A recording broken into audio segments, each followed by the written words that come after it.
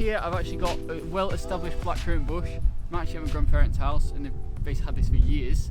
So it's a perfect plant to take cuttings from so that I can basically propagate and duplicate the same plant in my own food forest at home.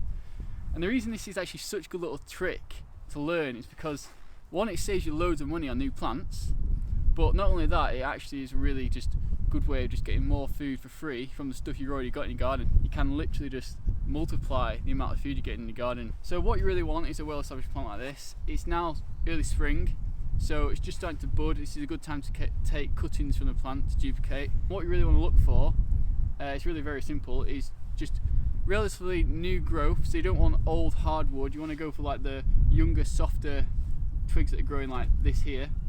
That's a good example there.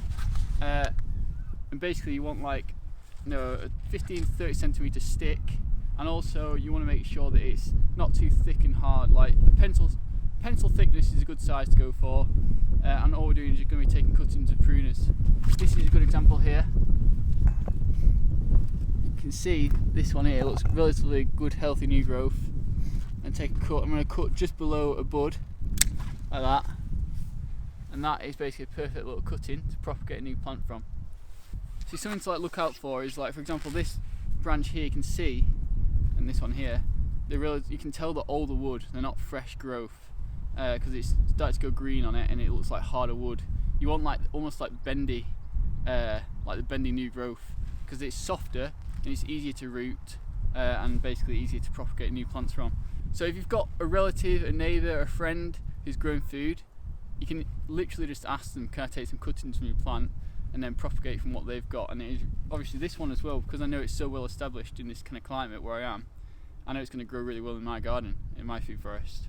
So that's obviously another advantage rather than buying from a plant company online. It will take slightly longer to grow fruit from, because you are starting from a stick, not a small plant.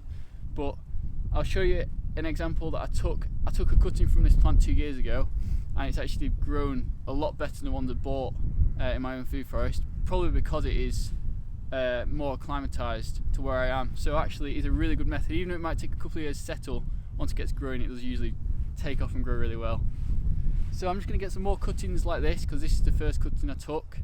So like I said, you can see it looks like a healthy pencil sized thickness stick, about 15 to 30 centimetres long. You can see I cut just below the bud, and then we're going to be planting it, just stick it in the ground, but I'll show you that at the other end, back when I'm in my own food forest.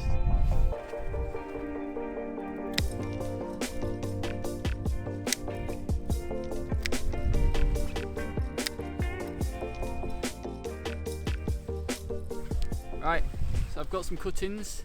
Let's go back to the food forest and I'll show you how we're going to plant them.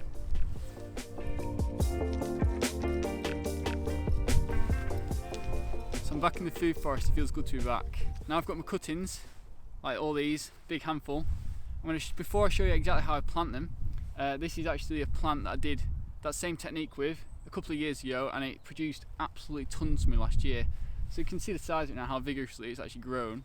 But in the summer, the amount of blackcurrants that are on this bush was just unbelievable compared to the ones that I actually bought as plants, which cost me more money rather than free little cuttings like this. So this really does show you how you can actually 10x your plants that easily with cuttings like this.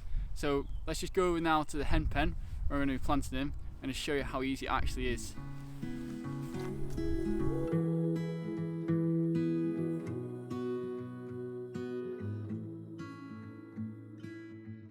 Right, you've got two options when it comes to planting your cuttings. You could plant them straight in the ground, like I'm going to do along here, or you could actually do it in pots like this. These are actually cuttings that I took from a rosemary plant and a josterberry bush, which are two really good plants in my garden, last fall. So now it's coming to spring, they're actually starting to come to life. Like you can see that's sort of taking root and it's got a little bit of new growth on it. But that's obviously more work. You need pots, space, compost. Whereas if you plant it straight in the ground outside, it just saves a lot of space and effort, and you can get the same results like I showed where I did originally in the food forest over there. So all I'm going to do literally is get the cuttings like this and I'm thinking all the way along this fence here, because it doesn't look very nice and this tree's actually fallen down, I'm going to just plant all these along there to get tons and tons of currants. I'm also thinking under that Victoria plum tree over there. It'd be nice to have some, you know, blackcurrant bushes underneath it. So I've got one of the cuttings here. You can see it's only about pencil thickness. It's greyish wood, so it's not like diseased, gone green, and it's about 15-30 centimeters long. What I'm going to do is going to plant it in the soil by about that deep. So that's all going to be under, and that's going to be the top, and it's hopefully just going to start to grow in spring as the buds start to sort of grow out. So I'm just going to move any wood chip aside in the area, just stick it under in the soil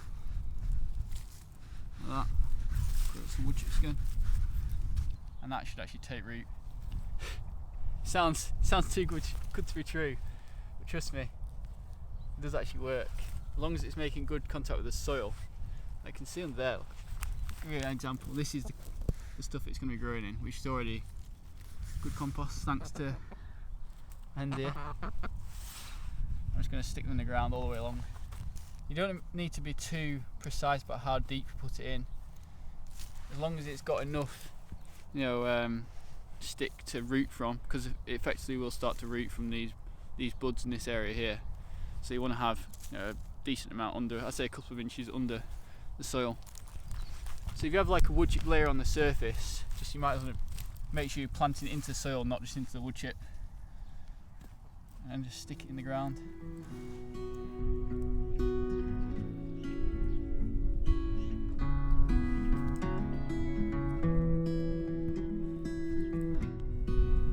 I think that'll do under the tree. I don't want to do it too crazy, too many bushes, but if they become a real nightmare, bit of a problem, I can just always cut them out later, can't I? So there's no harm in planting more than you need. So I hope you found the video useful, and hopefully it shows exactly how you can actually 10x your plants in the garden with cuttings really simply. It is probably one of the best little hacks you can do in the garden, because it's just free plants, free food, and it's like multiplying your produce each year, which I absolutely love, because I always want to find the ways to get, you know, as much as you can from your garden as possible, and that's really what I'm all about in this channel, is showing people how easy it is to grow food. So if you did enjoy the video, make sure you like and subscribe to my channel, because that really helps me out, and obviously I want to grow my channel as much as possible, because then I can hopefully inspire new people to start growing food who don't already grow food. Thanks for watching, and I look forward to the next video.